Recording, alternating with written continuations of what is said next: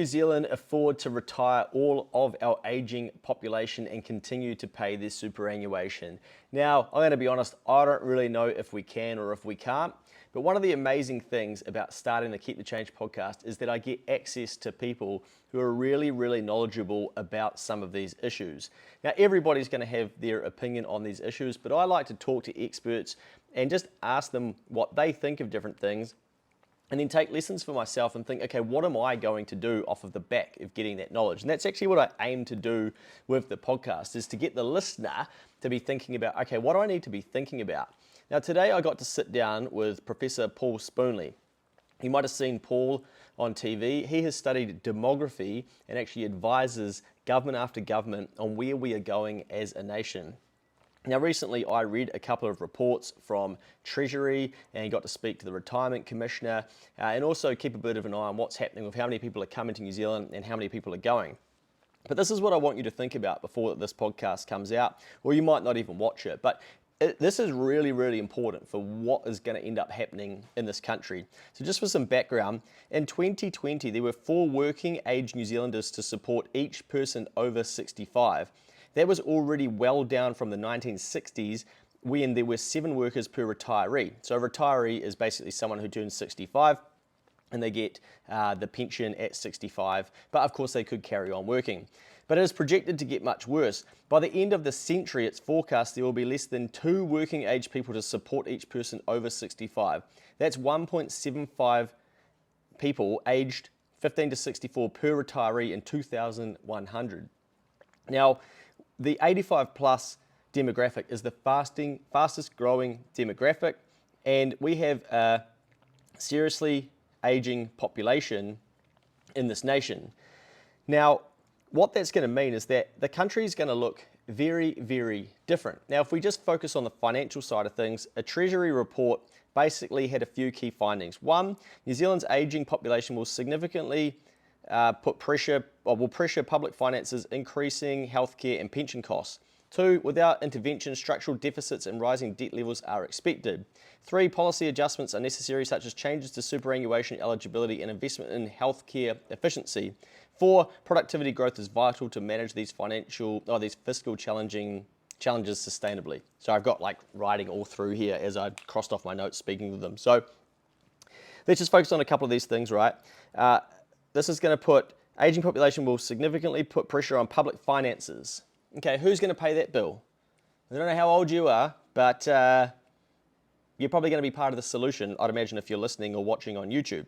There's going to be increased demand on healthcare. Who's going to pay for that bill? And there's going to be more people getting the pension. Who's going to pay for that bill? Number 2, without intervention, structural deficits and rising debt levels are expected. So what we're basically saying is that we are going to have to borrow more cash. Who's going to pay for that bill? You or your children or the future generations. Now, we're going to need more people working to help pay for these retirees as they start to get older. But think as well, think we're going to need new beds. Now, I think Professor Paul Spoonley was telling me that we're going to need like 12,000 new beds for people. I was asking about, what happens with people who get dementia, where are they going to go? Do we need more facilities for that? So there's going to be so much pressure on the country's infrastructure in a health space to be able to look after these people. Now, what's also happening is that people are gravitating towards the top half of New Zealand. Now, his data suggests that by the 2040s, which actually isn't that far away, 3/4 of the population of New Zealand will live in the top half of New Zealand. That's Taupo and above. I actually think it's like Hamilton and above. That's crazy, 3/4. So if you think about it, if you aren't in that area, and if you're in one of the regional areas, then what sort of access to healthcare are you going to get, or could your family need? You have to start thinking about this stuff, because I know there's a lot of people, I'll get to the fucking point, okay? I know there's a lot of people in this country that are like, just earn enough to get by and things like that.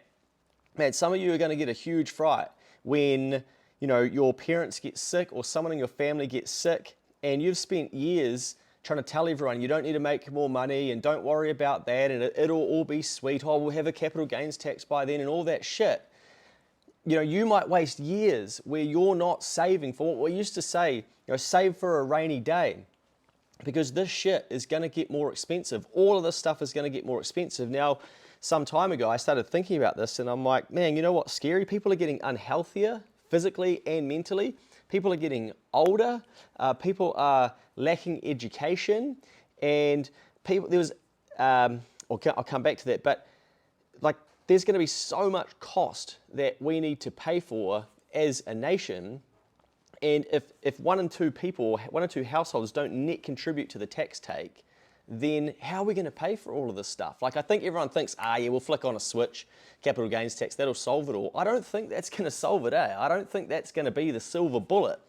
And we'll wait for a crisis for that to happen anyway. And hey, it may not even happen, but they're basically, the Treasury reports are saying like, okay, well, we might need to look at that. How are we going to fund it? We're going to need more debt anyway. What happens when we have more debt?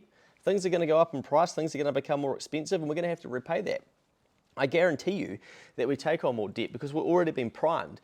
The last finance minister was telling us, and the current one, that you'll start to hear this more as we need to borrow more, but you can't talk about it at the moment because we're trying to slow things down. But they're going to say, our debt to GDP ratio is really low compared to other countries, and eventually people are like, okay, well, just fucking borrow more money. And they're going to have to. They will have to, because how the hell are we going to pay for all of this stuff? Now, what I was going to say before is 80,000 people, New Zealand citizens, have left over, I think, the last 12 months. And do you know what? We don't know why.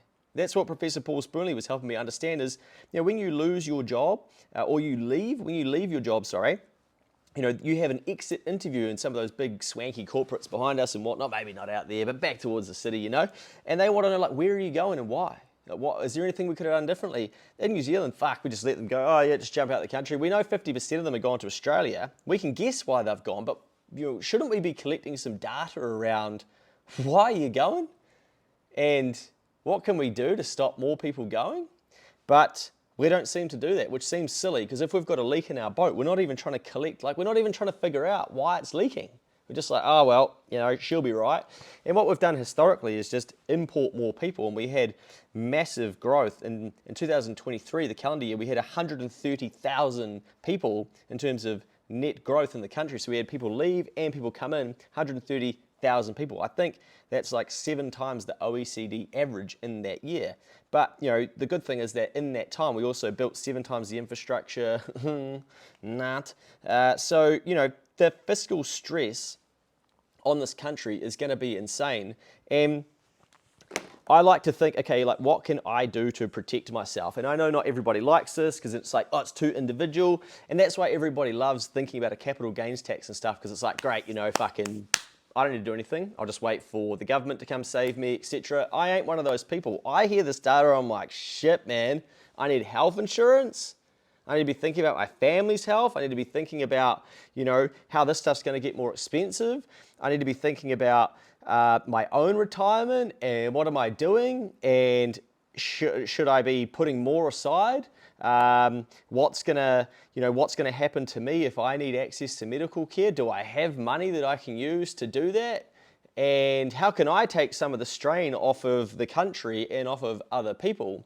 And I don't think we get encouraged to think like that. It's you're an individualist. I'm like, I don't even know what the hell that means, man. I mean, if anything, I'm trying to figure out, okay, how can I sort my own shit out so that other people don't need to sort my shit out for me, and I can chip in a little bit and help, so I'm not having to get another taxpayer to help pay my bill. But anyway, that's just sort of how I think about these things, and I might be wrong, I could be on the wrong path, but it does get me thinking, this is a really different country that we are going into, and it's going to be fascinating. And I don't think politicians have the answers. I think that we're all going to have some big conversations eventually and be like, shit, what's going on here? But just think, if these people are all getting older and our fertility is decreasing as well, so we're not replacing our population. We could get to a point, by the sounds, if we don't bring people into the country, we're going to get to a point where population will actually decrease as well. And the regions are going to get stripped out, by the sounds, and people are going to end up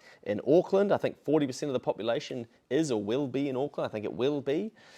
So, it's worth thinking about this stuff, because I don't think it's talked about enough. And a couple of things that Professor Paul Spoonley would like to see is one that we actually have a population policy and talk about this stuff and try and figure out, okay, where are we going as a nation with our population? What's our strategy, given this is what it's currently going to look like? Because I've done all the modelling and it's been there for years, and he said that it's been there for years and years and years, and we still just ignore it.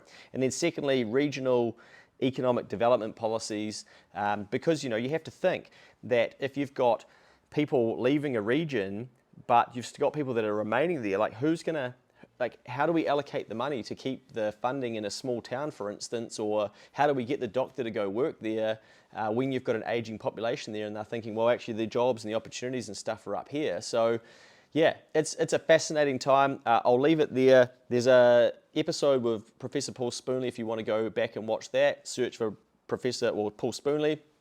You'll find that. And this is sort of stuff where it's really easy to be really opinionated about it, but just drop that and just look down on this and collect the data and go far out. Okay, if that's the data, what do I need to be doing? My outcomes when I hear about this stuff is okay, I need to save more. I need to make sure I'm not wasting cash. It's okay to stack cash and learn how to make more money and become more valuable and do that and just accept that this is where we're going. And I guess if you think about it, for someone like myself, and maybe even for you, the real answer is get the fuck out of here and to leave New Zealand and just be like, okay, the ship is sinking, we're gone. But if you don't want to do that, and if I don't want to do that, well, then you probably want to prepare yourself now ahead of where the country is going, right? Because I don't want to be one of these people that here's all the data a day, you should just leave. But I can see why people come to that conclusion, but I kind of like this country. I mean, it's pretty fucking epic out there, isn't it? But you can see why some people are just going, no, I've got to go. I've got to go find somewhere else that I can live and make a life for myself and whatnot, and go to a country that's not sort of on this path. But yeah, I think you want to think about your own solutions and get yourself ready for the country that we're going to have. But go check out that episode with Professor Paul Spoonley. And the part 2 will be out soon. It's probably 6 or so months since we caught up. Would that be about right? Yeah, maybe about 30 odd weeks. But anyway, I'm sure you will get a lot out of them, and they'll really, really get you thinking. And they'll just sort of wake you up to what's really happening out there that we're probably not talking about too much, or we have sound bites about, but don't go deep into it. So this is a guy that has spent his life thinking about this stuff and studying it and researching it and advising people on it. He's been over in Sweden recently, with other people who study this, and they're looking at different countries around the world and what they're doing. It's fascinating what people dedicate their life to, and I love getting to spend some time with these people and then take some lessons from it and then think, okay, what can we do collectively, individually, and for each other?